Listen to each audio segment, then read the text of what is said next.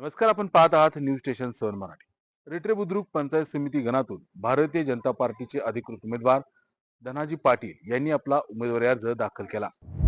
रेट्रे बुद्रुक पंचायत समिती गणातून भारतीय जनता पार्टीचे अधिकृत उमेदवार धनाजी पाटील यांनी आपला उमेदवारी अर्ज दाखल केला.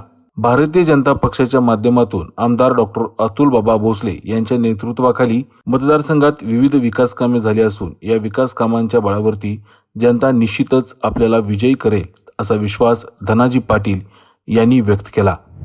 होऊ घातलेल्या या जिल्हा परिषद आणि पंचायत समितीच्या निवडणुकीच्या माध्यमातून भारतीय जनता पार्टी कराड दक्षिण विधानसभा मतदारसंघामध्ये आमदार अतुलबाबा भोसले यांच्या मार्गदर्शनाखाली संपूर्ण मतदारसंघामध्ये अतिशय उत्साहाचं वातावरण आहे आणि भारतीय जनता पार्टीच्या विजयासाठी सर्व स्तरातून अतिशय चांगल्या प्रकारे प्रतिसाद आम्हाला या निवडणुकीच्या माध्यमातून जाणवतो.